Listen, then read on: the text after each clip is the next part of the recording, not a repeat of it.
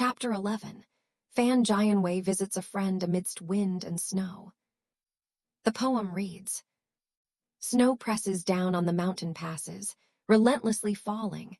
The north wind blows, white as snow. Too busy to lie down in Luyang, our friendship deepens when we travel by boat on the Shanxi River. Strangely, the snow falls like drifting catkins, its frivolity like floating bubbles. Who knew that, on this night at Lanshan Pass, I would have the chance to linger with a kindred spirit? This poem about snow, seemingly about how snow is a refined pastime for the noble, a source of drinking for the wealthy, and a source of sorrow for travelers, unexpectedly brings people together. Fan Jianwei, having left Shandong, arrived in Hedong. Before entering Lezhou Prefecture, he checked the addresses of several official documents. He found Wang Zioer's inn and asked, "Excuse me, did a man from Jinan Prefecture in Shandong, surnamed Qin and named Xubao, ever stay at your inn?" The innkeeper replied, "Yes, a guest named Qin stayed at my inn. On the first day of the 10th month, he sold his horse for travel expenses and returned home overnight." Upon hearing this, Fan Jianwei sighed deeply and wept. Wang Zioer had a customer in his shop. After a loud commotion, he turned and went inside. Liu Shi, hearing this, approached and asked, "What is your honorable name, sir?" Fan Jianwei replied, "My surname is Fan." Liu Shi said, "So you are Fan Jianwei?" Fan Jianwei asked, "How did you know my name was Fan Jianwei?" Liu Shi said, "Guest Qin has been lingering at my house for a long time, waiting for Master Fan to come every day. We haven't served him well enough. He set off at dusk on the first day of the 10th month. Has he not yet arrived home?" Fan Jianwei said, "Precisely because he hasn't returned home, I came specifically to look for him." He thought to himself, "It's already the beginning of the 12th month. Could it be that he's been traveling for over 2 months? He must have lost his way. There's no point in staying here." After eating lunch and paying the bill, he dejectedly left through the east gate and hurried back to Shandong. The weather was cold and windy, and a heavy snow fell. Fan Jianwei braved the snow and wind, snow getting into his ears and neck. The cold was so intense that he couldn't even open his mouth. He saw. It drifted erratically to the border of Yan, densely scattering beyond the lonely city, then flew back to Liangyuan and returned to Baqiao. Its chaotic, disorderly movements constricted heaven and earth, clearly burying creation itself. It swayed and rubbed, eclipsing the red sun and oppressing the green mountains, causing them to lose their color. On the Yangtze River, fish sank and geese vanished. In the empty forest, tigers roared and monkeys wailed. Instead of bringing good fortune, it became a scourge, damaging the wheat fields and crushing the locust trees in the courtyards. It dimmed the willow buds, restrained the blossoming plum blossoms, filled the brocade-like steps of the imperial palace, and obscured the verdant dance pavilions and singing stages. Alas, how bitter! The poor scholar of Hedong was filled with sorrow and helplessness. Suddenly startled, he guessed, how strange. This was a cold calamity that flew from the sky, causing widespread disaster. When will the blazing sun shine brightly overhead, and the warm, gentle spring breeze roll in? When will the crimson clouds be swept away, revealing a patch of blue sky, where auspicious light and auspicious mist still linger? Shivering, Fan Jianwei endured the cold for miles through villages and towns. As night fell and he had nowhere to go, he had no choice but to seek shelter at the Dongyu Temple. That temple was the very place where Qin Xubao had fallen ill. If it weren't for this heavy snow, how could Fan Jianwei have found solace there? This is what is meant by searching high and low without finding it, only to have it come to you effortlessly. The incense at Dongyu Temple was just closing when a man came in seeking lodging. The Taoist priest went to the crane pavilion to inform Abbot Wei. The abbot, being extremely compassionate, immediately invited Fan Jianwei to the back hall. He put down his luggage, shook off the snow water, and bowed to the abbot. The abbot asked, "Where are you from?" Fan Jianwei replied. My surname is Fan, and I am from Kizhu, Shandong. I am on my way to Lezhu to visit a friend. Due to this heavy snow, I have stopped at your palace for the night and will repay you handsomely tomorrow. The abbot said, You are Mr. Fan. Is your name Fan Jianwei? Fan Jianwei was startled and replied, How did you know my name, immortal master? The abbot said, Brother Xiubao once mentioned your name. Fan Jianwei was overjoyed and asked, Which Xiubao? The abbot said, Sir, you ask too many questions. Could Qin Xiubao possibly be? How many? Fan Jianwei hurriedly asked. Where are they? The abbot replied, On the 2nd day of the 10th month he came to our temple ill. Fan Jianwei stamped his foot and said, I suppose this brother is no longer here. Tell me, how is he now? The abbot said, On the 15th day of the 10th month, Master Shan of Erxianzhuang invited him home to recuperate. The day before yesterday, the 15th day of the 11th month, he recovered and came to our temple to fulfill a vow. Because of the cold weather, we kept him at home and did not send him back. He is currently at Erxianzhuang. Upon hearing this, Fan Jianwei thought of a scene that resembled. A poor scholar receives 1,000 taels of gold. A humble scholar passes the imperial examination with flying colors. The joy of the wedding night is hard to hold. Long-separated relatives are reunited. A trapped tiger gains wings from its ribs. A hibernating dragon roars with spring thunder. A farmer suffering from drought receives a downpour, and in his twilight years, a fine steed is born. Right tune, West River Moon. The abbot prepared fruit and wine and kept Jianwei company through the night. Jianwei, feeling tired from the cold and the snow, drank several cups of hot wine and slept through the night. At dawn, he immediately got up and presented the abbot with a letter of thanks. The abbot, knowing Jianwei was a friend of Qin Xiubao, refused to accept it. He kept Jianwei until breakfast, then saw him off from the Dongyu Temple and directed him to the Erxian Manor. Jianwei then went to Xingxin Manor. At this time, Xingxin and Xiubao were in their study, drinking wine and enjoying the snow by the stove, quite pleased. It was just as the poem described. Enjoying the plum blossoms, we feel a pure joy. Wine helps us ward off the chill. A servant came to report that Madame Qin from Shandong had asked a Mr. Fan to send a letter home. Xiubao exclaimed happily, Second brother Shan, my mother has asked Fan Jianwei to send a letter home. The two went out of the manor to greet him. Xiubao laughed. It really is you, Jianwei said. When we divided the luggage the other day, the silver was with me and I didn't get my share. I went back to give it to my aunt and she insisted that I use it for travel expenses to find my brother and return. Xiubao said, Because I didn't bring travel expenses, countless things have been delayed. Xingxin said, Please don't dwell on the past, please come in. Xingxin ordered his men to take Master Fan's luggage and lead him to a warm spot in the study. Xingxin first exchanged courtesies with Jianwei, and Xiubao then thanked Jianwei for his hard work in the cold and snow. Xingxin instructed his men to prepare another feast. Xiubao asked, How is my mother? Jianwei said, There's a letter here, please read it. Xiubao opened the letter, tears streaming down his face, and read it before going to pack his luggage. A letter carries tears of longing for a son.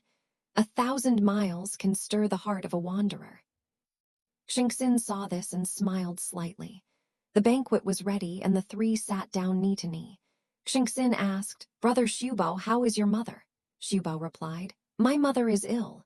Xingxin said, I saw you hurriedly preparing as if you intend to return home. Xiubao's eyes welled with tears as he said, It's not that I'm heartless, I'd rather leave after a good meal. But my mother is seriously ill, so I must temporarily part from you, brother. I will visit her next year to express my gratitude for saving my life. Xingxin said, I wouldn't dare stop you from returning, but friends have a duty to guide each other. Loyal ministers and filial sons have existed in every era. If you're going to do something, do it honestly, not for fame and fortune. Xiubao said, Please enlighten me, brother, what is true filial piety? What is false filial piety? Xingxin said, True filial piety is great filial piety. False filial piety is lesser filial piety. Following one's own desires is called false. Your hasty return now seems like filial piety, but it's not true filial piety. Shubao's tears stopped, and Ju laughed and said, I am poor and ill and have been separated from your kind face for a long time. It is truly out of my own volition. Now that I heard of my mother's illness, I rushed home overnight. This is the deepest filial piety of a son. How can you call it mere filial piety? Fan Jianwei said. Brother Qin, upon hearing of your mother's illness and following her orders, rushed home immediately. This is true filial piety. Xingxin said, You only know one side of the story. Your late father was a general in northern Qi. When northern Qi fell, he died. He preserved his integrity and was a minister of a fallen state. He cannot be trusted to survive.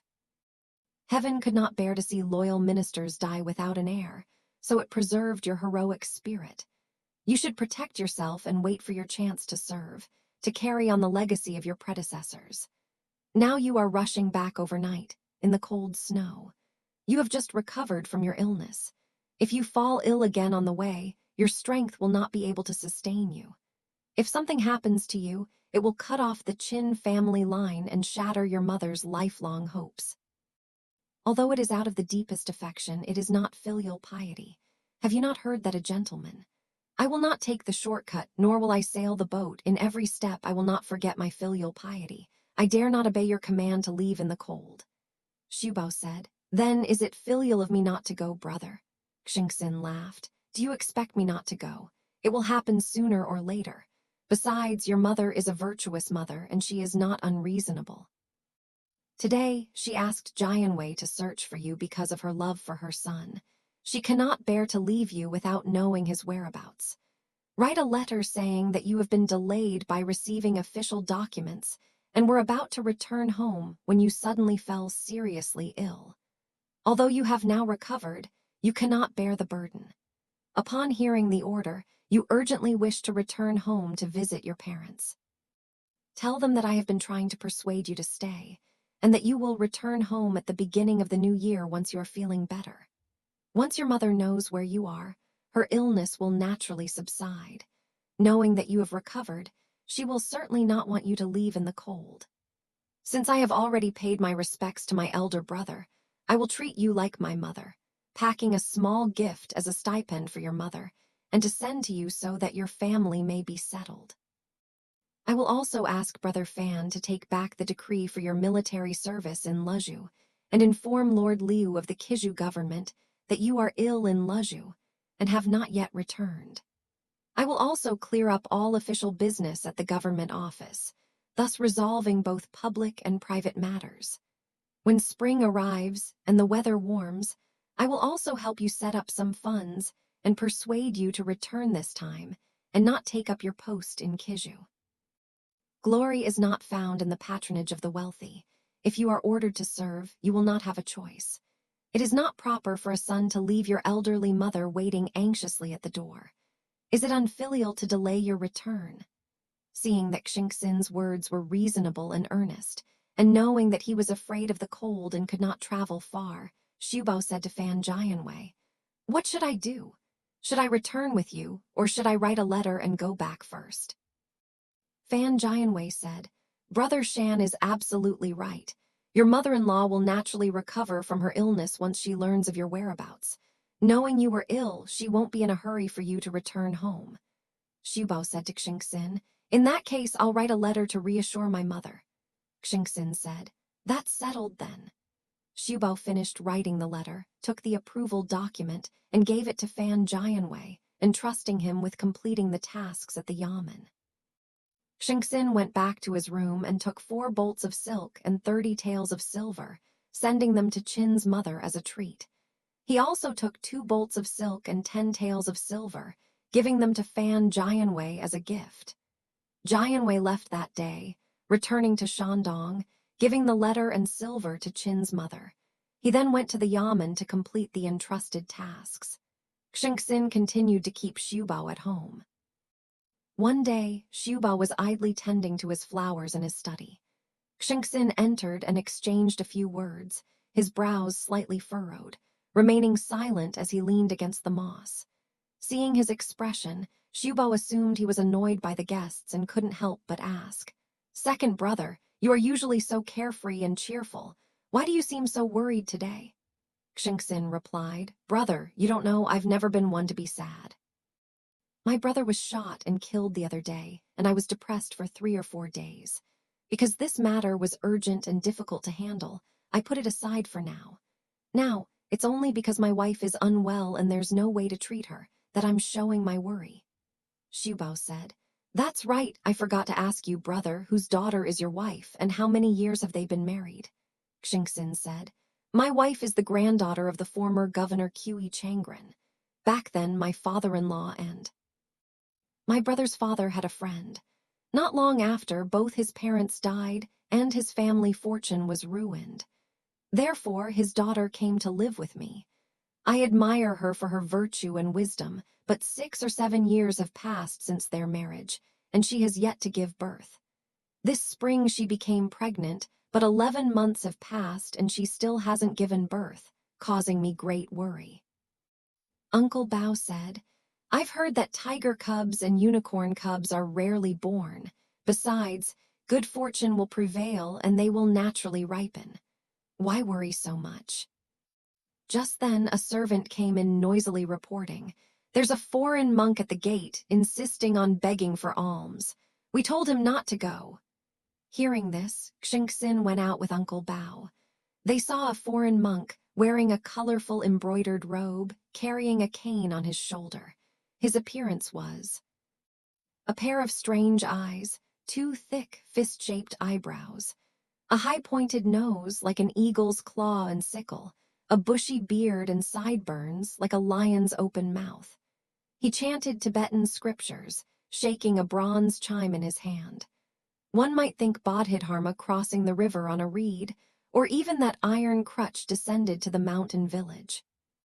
Xingxin asked, "Are you begging for vegetarian or non-vegetarian food?" The Tibetan monk replied, "I don't eat vegetarian food." Upon hearing this, Xingxin ordered his men to cut a plate of beef and a plate of steamed buns, placing them in front of him. Xingxin and Xiubao sat and watched him. The Tibetan monk grabbed the food with both hands, and in no time both plates were empty. Seeing that the monk had finished eating, Xingxin asked, "Where are you going now, master?" The foreign monk replied, "I'm going to Taiyuan and then I'll travel to Zijing." Xingxin said, "Zijing is the capital. What would a monk like you do there?" The monk said, "I've heard that the current emperor is weary of state affairs, and all matters of state are managed by the crown prince. That crown prince is a playful and restless person, so we've prepared some playful pills to offer him." Xiubao said, "You only have playful pills, don't you have any other medicine?" The monk said, "I have medicine for all kinds of ailments." Xingxin said, "Do you have any pills to induce labor or regulate menstruation? Please give me some." The monk said, "Yes." He took out a gourd from his sleeve, poured out a pill the size of a pea, wrapped it in yellow paper, and handed it to Xingxin, saying, "Take this and take it with a decoction of agar wood at midnight. If you give birth immediately after taking it, it's a girl. If you give birth a day later, it's a boy." After saying this, he stood up, without saying thank you, and left. Xingxin, holding Xiubao's hand, led him into the study. Xiubao sighed. The emperor is neglecting his duties and has abdicated power. Bandits are rising up all over the world, and many foreign lands are already aware of this. I wonder what will become of us. Xingxin said, "Why worry about that? If things change, my brother and I can finally hold our heads high and accomplish something great. Do we really want to live a mediocre life?" With that, he went inside. That night, Xingxin gave the medicine given by the Tibetan monk to Lady Qi. At midnight, the room was filled with the fragrance of lotus flowers, and a girl was born, whom they named Alien. The couple were overjoyed. It was truly a case of, "The pearl is just beginning to bloom. The orchid is still without bud." Xiubao, upon hearing this, was overjoyed. In the blink of an eye, a few days had passed, and it was New Year's Eve.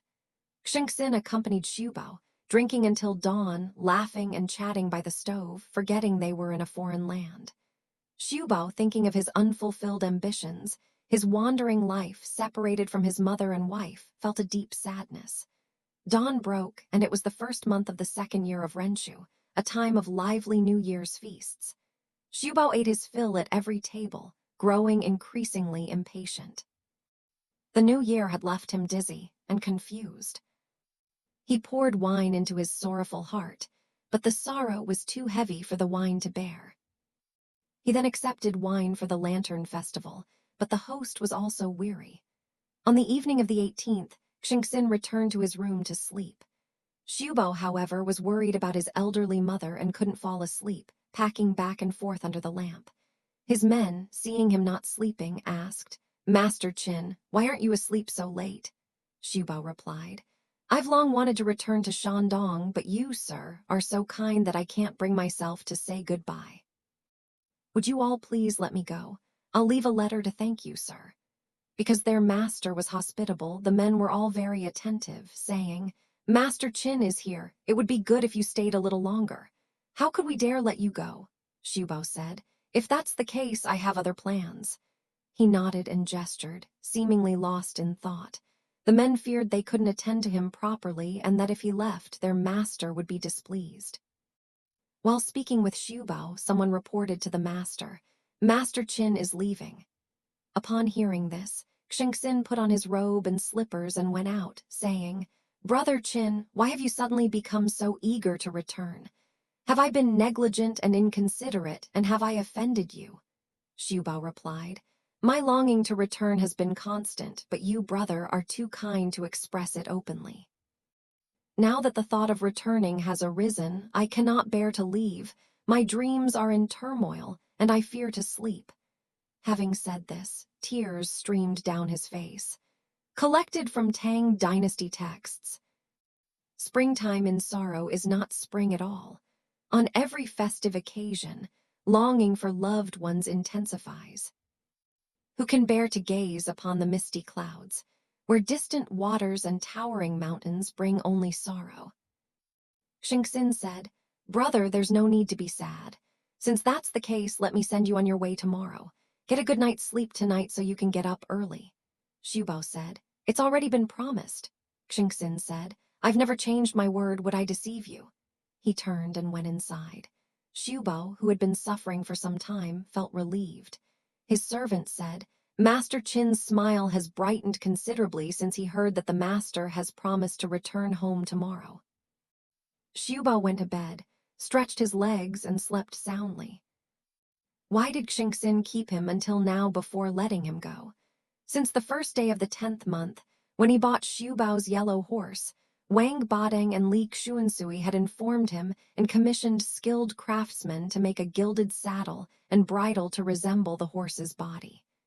It was completed on the 15th day of the first month. It was exceptionally exquisite, dazzlingly beautiful. Wanting to present Xiubao with a generous gift, but fearing he might be displeased and refuse, Xingxin had a new bedding made, with silver ingots sewn inside. He rolled up the bedding, saddled and bridled the horse, and attached it to the saddle and bridle, simply stating it was a bedding and omitting the silver inside.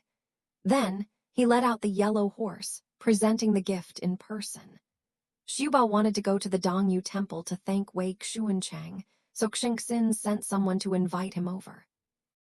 A farewell feast was held for the host and guests. On a side table were 10 bolts of 5-colored silk, 4 sets of winter clothes, and 50 taels of silver for travel expenses. Xingxin and Xiubao drank wine together. Xingxin pointed to the gifts on the table and said to Xiubao, "This is just a small token of my respect. I hope you will accept it with a smile. You reminded me the other day, one does not seek glory under the patronage of the wealthy. You should remember this saying and not forget it." Wei Xuancheng said, "Brother Xiubao, bowing down to others easily diminishes your heroic spirit. Besides, I once met a strange man who said that the true ruler has already appeared and the Sui dynasty will not last long.